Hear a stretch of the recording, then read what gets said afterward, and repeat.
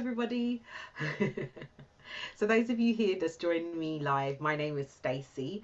I'm a relationships coach for women. I help women to overcome infidelity as well as attract Mr. Right in 90 days. So it's such a pleasure to actually be here. I haven't actually been on here for such a long time. So I want to thank all of the new members that's actually joined my group. I want to thank all of the fantastic people who's just been connecting with me non-stop. Like, so I've got a camera, you guys. The camera like literally up there, and I'm like, should I be looking here or should I be looking there? But anyway, it doesn't matter. It's irrelevant.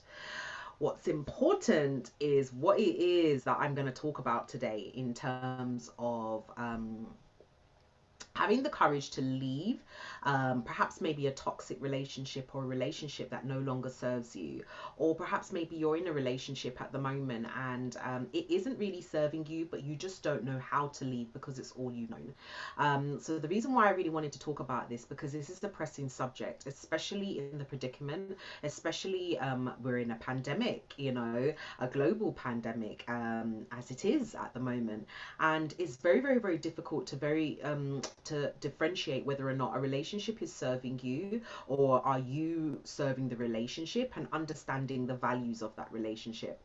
So I wanted to just jump on to talk to you guys about all of those different things, because some of you guys are actually in this situation. And when I say you guys, I mean this could be male, this could be female, anybody. But if you're in a relationship or you're in a situation whereby you're actually wondering, actually, am I happy? Am I actually really sad? Is this relationship really serving me? Look at all of these different things that I've been through in terms of my relationship. What is it that I'm actually doing to myself right now by actually staying? And when you do things like that and you allow yourself to be in a predicament like that, what tends to happen is that you not only stay, but you're also allowing yourself to really, really sit in a place of lack, to sit in a place of lack also requires you to have a level of low self-esteem, which is very, very different to confidence and understanding who you are. And what's also very, very different about that predicament is you actually narrow yourself in actually receiving the right type of love that you absolutely deserve. And for you to be able to actually identify the type of love that you absolutely deserve, you have to be it. And sometimes we want to create different circumstances in our life. We want to change our circumstances. We want to be better. We want to blossom in so many different ways. But some of us just don't know how to, and some of us just stay because we're used to it. So I'm going to be looking here and I'm going to be looking there, because here's the thing, I'm going to be looking at some of your comments. I'm also going to be looking at who's watching. So if you are here joining me here live, like, my name is Stacey, thank you so much for joining me. And I also want to thank all of the beautiful people who just supports every single one of my videos, every single one of my quotes, every single thing that I put in there. It's really, really appreciated, because you do not understand how many people you're absolutely serving by the likes and the shares that you're giving. So I wanted to just jump on and say that to you guys. Okay, cool. Oh, right. Okay, now I'm seeing the comments coming through, you guys. Okay, because I couldn't see it on this screen. Sorry, I've got like so many different screens. So let's have a look. Yes, Lily. Understanding what is a healthy life-giving relationship where we amplify love, prosperity, and healing for each other. Oh my gosh, I absolutely love that. Namaste. I absolutely love that. Like, for you to actually go there and actually say that, that's just absolutely brilliant. Because a lot of us don't actually realize that a part of our healing, a part of what we're doing in terms of our growth and who we're actually being, it requires you to literally, and here's, like, I explained this to one of my clients the other day, is literally turning yourself inside out and like saying, okay, where do I start, you know?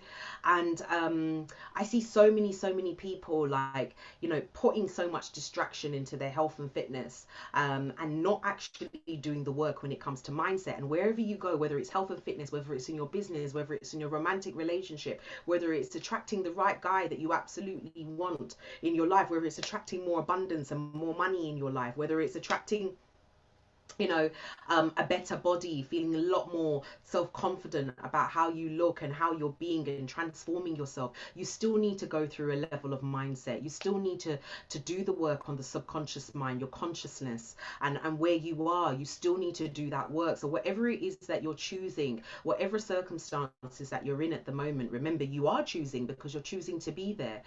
But just know that your choice is not the only choice. There's so many different vast things that's out there for you to do. So we're gonna actually like go into this. I love this. Got to do the inner work in order to break through the fear. Absolutely. And also, Erica, what I absolutely want to say about this is you've got to do the inner work, but also what comes from this is actually acknowledging that the fear is there. So many different people feel as though that when they feel the fear was something, they're like, oh my gosh, I feel the fear, but I don't really want to show it, because if I show the fear, then people might take that as weakness. And you do this whole fucking conversation inside of your head in regards to it. You have to know what the fear is. And here's the thing, behind every single fear, there's another fear. And by that fear, there is success, but there's also another fear, because obviously you're going into the unknown, you're going into the unfamiliar. I've seen so many people join so many different programs, join so many different membership, join up with recordings, join up to online services and courses to try and understand how they can overcome fear, when actually if you are feeling the fear, remember, you created it. The fear was created from something that happened in your life. It happened in your past. It could have happened in your environment. It could have been a trauma. It could have been something from childhood. It comes from somewhere. But here's what it does. Fear does not feed itself. You do.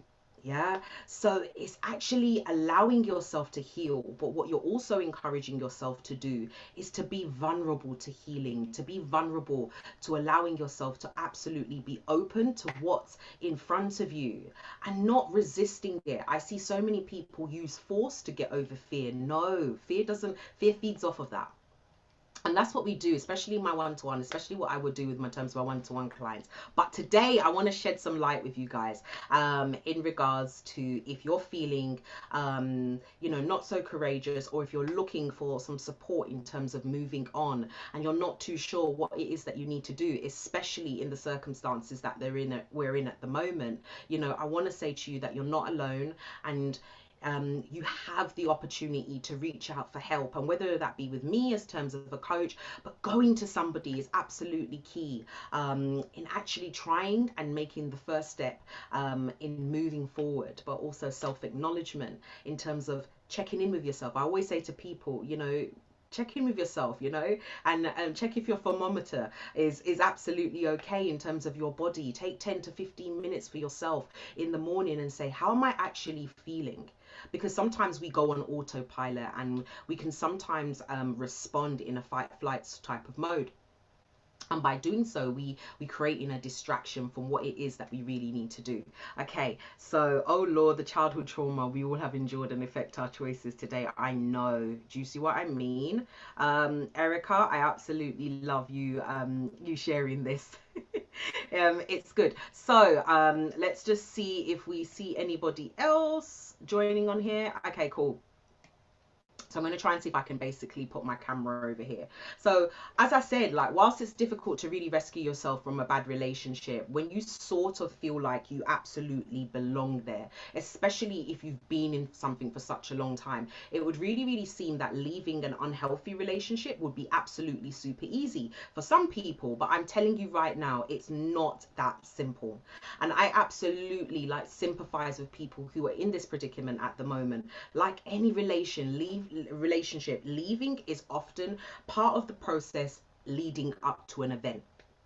And because of the impact in terms of the unhealthy relationships that it can have on your self-worth, leaving can really take an extra time, especially the mental energy that it takes. Remember, I was talking about fitness. So many of us want transformation when it comes to fitness. So many of us wants to transform our bodies, but don't want to do the work. So many of us wants a successful six-figure business, but don't understand how much you have to go through in order to actually achieve it. So many of us wants the successes of others, but not willing to actually do the work or do what it is that they need to do it the right way to actually earn what it is that they actually deserve, you know. And everybody's journey is unique to them, but this is just like the same things when it comes to breaking up and coming out and actually looking at yourself in terms of a difficult relationship and understanding what serves you and what doesn't. It's very, very, very hard to differentiate between the two, but having pep talks and friends can sometimes add an extra large dose of self-love before you're absolutely ready. Now, I always say to every single one of my clients, you know, I'm not available for anybody's judgment, okay? So I don't create an environment or a place for any of my clients to feel as though they're being judged for their decisions and what it is that they do. And any coach that does, like, that's not how I work. I am most always about integrity and always about my ethical responsibilities, but we're not even going to go there too much. What I really, the point that I'm trying to make is that sometimes when you go to friends and you go to family, and I'm saying it straight as it is that they can only tell you or guide you from their own experiences. They can only give you their opinion from their own experiences. And they can only say things to you to protect you, you know, and to keep you safe. And I'm not saying whatever their experience or their safety, if it's not going to actually help you, but sometimes, most of the time, we are sometimes in our way in terms of making a decision, okay? And if you allow yourself to consistently be using that as a reliance, you can use it as a form of a tool, you know, but if you're using that as a reliance, sometimes you can actually self-sabotage yourself in actually staying, and actually self-sabotage yourself in staying for all of the wrong reasons, you know, out of fear, out of judgment, and all these different things. And this is the reason why I want to point this out. People would think leaving an unhealthy relationship would probably be the right thing, you know, it should be the easiest thing to do, but actually it's one of the hardest things to do. So I want to give you guys some like clarity. Now, you may find that, and if you are in this position, that you're in a place whereby your narrative in your head, it sounds like, who am I to want more? Am I not perfect, you know, with either, like whether I stay or whether I go? Or who am I to absolutely be happy? Or who will ever actually want me if I leave? The very important thing to really remember is that you are worthy. You will be happy. You do deserve absolutely more, and you will very much so be wanted. So know that successfully leaving an unhealthy relationship is really complicated, but it's not impossible, okay? And the best antidote in terms of to combat this is really, really key. And these are thoughts that really, really helps us through the process to really add some extra self-love, to really, really give ourselves the love and compassion that we absolutely deserve. And I want you guys to really consider these tactics, because they're so key. And I say this to my clients all the time. Keeping a journal, number one, is very key, because when you're actually writing a journal, what actually happened is it's a great way to air your thoughts, to not allow it to fester, to not allow yourself to be succumbed to your circumstances and what's taking place. And what you're actually not allowing as well is for your energy to be fed into other people's opinions and their bullshit as well. Okay, so keeping a journal and writing it down, it also documents how you're feeling and where you're coming from, because this is where your growth starts. So keeping a journal, it allows your thoughts to absolutely come through, your feelings to come through, and also allows you later on to be responsible and not responsive, okay, in a reactive type of mode in terms of a situation, allowing a situation to fester, allowing something to really, really take place and just bubble up inside of you. You're not dealing with the issue. What you're doing is you're suppressing the issue. Okay. Number two, find some joy. Find something that you absolutely love to do. So creativity comes to mind. If there's something creative that you've always wanted to do, find something like that to absolutely do, that lights you up, something that lifts you in some ways. It could be dancing, it could be listening to your favorite song, it could be writing song, it could be writing poems, you know, it could be doing something else. But a relationship should never ever be based about you and the person. You do have a life for yourself, and that's why I always encourage and I always say to people the difference between healthy relationship and just being in a relationship. You have to understand how to actually balance the two. So find joy in something that you absolutely love,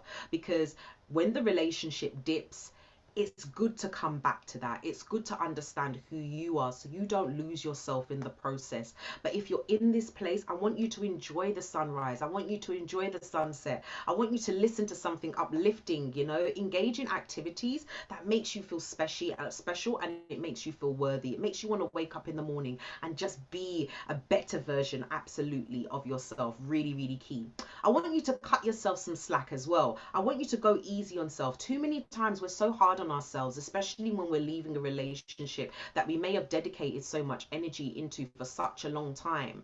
We actually really self-sabotage ourselves in a way by, oh, why didn't I know that? And the signs were there. And why did I do something? I'm just stupid. By you saying something like that to yourself, you're actually putting yourself even more and more down. So what's really important is for you to really encourage yourself so much whereby you're not allowing the circumstances and what it is that you're in at the moment to really stop you from becoming the best version of yourself.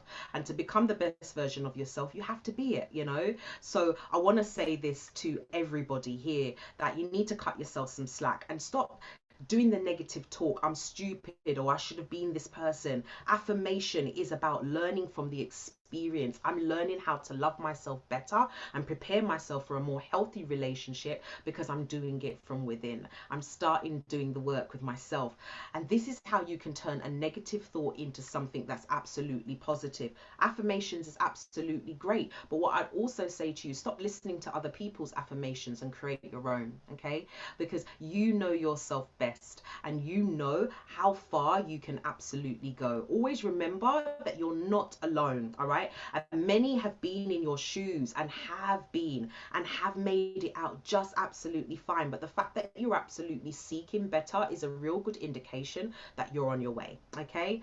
Don't rationalize your bad behavior, all right? When a person is in an unhealthy or abusive relationship, it's very common for you to absolutely make excuses for your partner's actions, and they are your only means sometimes. So he or she may have been really good person to me, or they are a good person, or they don't hit me, you know, they give me money, they do all these different things for me. We don't actually really argue. Yeah, they can be passive aggressive, but I'm not controlled. I am to blame because I agitate them or I irritate them sometimes, or, you know, I don't do enough to really help him or her or anything, so I feel as though I should really stay for those reasons. What I want to say to you, if you're a person or your partner or somebody close to you, whether it's a friend or anybody, is making excuses for their partners, they're usually also taking the blame for their bad behavior as well. So a classic case of gaslighting is when you feel responsible for your partner's bad behavior, and any given situation can be really twisted around, and the abused person will mistakenly see themselves as the cause of their own misfortune. So what I want to say to you guys is, regardless of whether you're not the abuser or will ever admit when you're absolutely wrong, it's not up to you to take the blame or responsibility or the accountability of somebody else's action. The only person that you can be accountable to is yourself, okay? Number 5, I want you guys to find some support. Really key. These courageous steps are going to step you into the right directions, and if you're already looking and you're already reached to this number 5 step, you're on the right path. Because support, here's the thing, a lot of people feel as though they've built their business by themselves, they've done this by themselves, they can do this again by themselves. But what if it was so much more easier when you just allowed yourself to absolutely get the support that you absolutely need? It's okay to build a 5 or 6 figure business. It's okay to be successful in what it is that you do. It's okay to be successful in your career. But how about if you give yourself the level of support that you can now be more accessible to your business? You can be more accessible in terms of your relationship. You can be creating the foundation that you absolutely deserve. And you can't do that when you're absolutely distracted, wondering where he or she is, what they're actually doing, why haven't they come home for the weekend, why haven't they come home in the evening, why haven't they done all of these different things? Because what you're doing is you're wasting your energy. And being in an abusive relationship definitely can feel very, very isolating. The shame, the guilt, the social pressures and expectations can really, really keep you from absolutely wanting to really open up to others.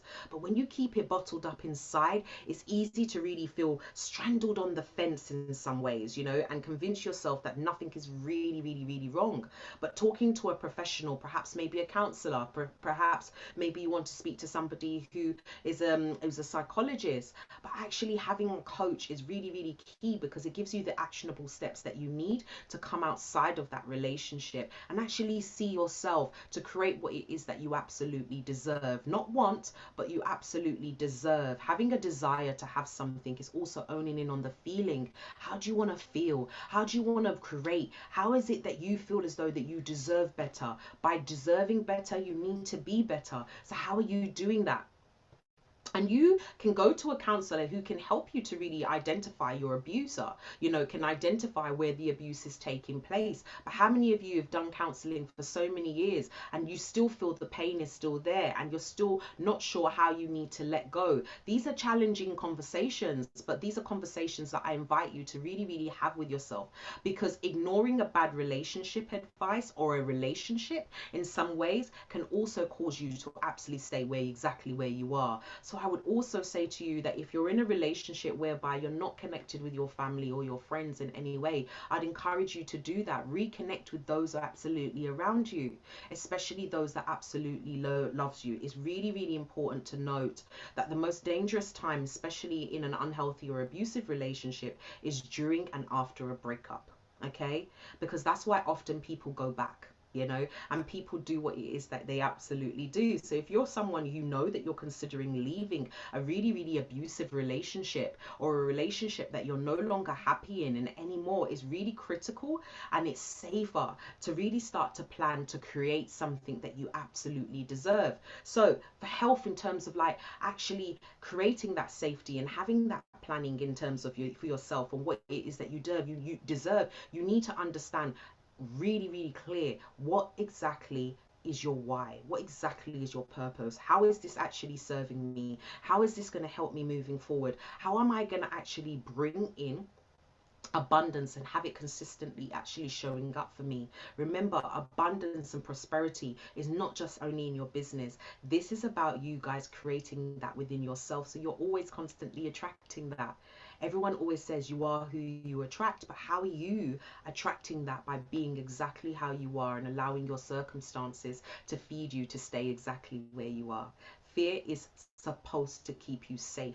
It's supposed to keep you there. It's supposed to keep you still. It's doing exactly what it is that it's meant to actually do. But the universe can't serve you when you allow the blockages and you allow yourself to choose to stay exactly where you are. So those of you who are absolutely interested and love what it is that I've actually said and would love to learn more about how you can work with me, just click the link above and book a discovery call with me today. It's been an absolute pleasure to talk with every single one of you guys, and I love this, absolutely love this. So yeah, I'm gonna head off and I'm gonna say I always say it, hasta la vista.